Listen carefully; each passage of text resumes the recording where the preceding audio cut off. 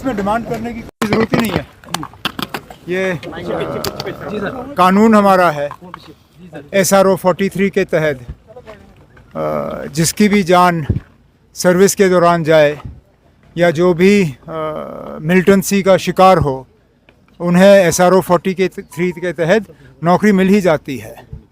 मैं यही इनके लवाहिकीन से मालूम कर रहा था कि कौन है जिसको ये ऑर्डर दिया जा सकता है। इनकी जो बेवा है वो ग्रेजुएट है, पढ़ी लिखी है, तो पहला हक तो उन्हीं का बनेगा।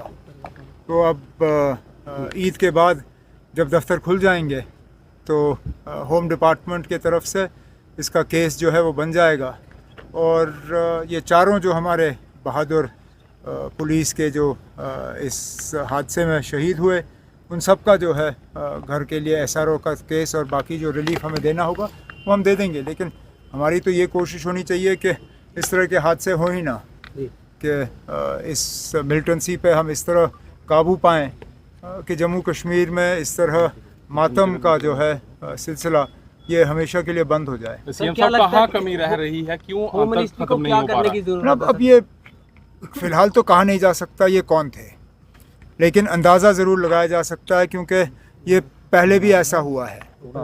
मेरा अपना मानना है, हालांकि मेरे पास इसका मतलब कोई इंटेलिजेंस रिपोर्ट्स तो आए नहीं, लेकिन लग ये रहा है कि ये एक नई ग्रुप थी जिन्होंने क्रॉस किया था और एक तरफ से खुशकिस्मती ही समझ लीजिए कि वो हमारे पुलिस के हाथों पड़ गए। अगर पुलिस के हाथों नहीं पड़े होते तो ये अंदर घुस के पता नहीं क्या कर लेते।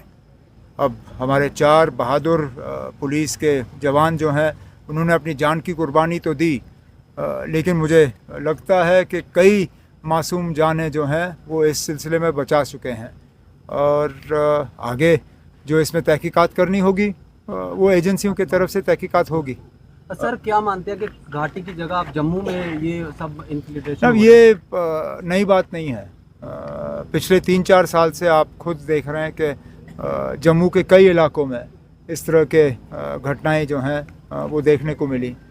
ये रियासी ज़िले में भी यात्रियों के बस पे जो हमला हुआ, जम्मू शहर में हमले हुए हैं। इसके पीछे वजह यह है कि जब चीन ने लद्दाख में आक्रमण किया या वो घुस गए, उसके लिए हमें फ़ौज की ज़रूरत थी और फ़ौज वादी से हम हटा नहीं सकते थे, तो फौरी तौर जम्मू में जो फ़ौज तैनात थी उनको लद्दाख भेजा गया, जिस वजह से कहीं कमी आई।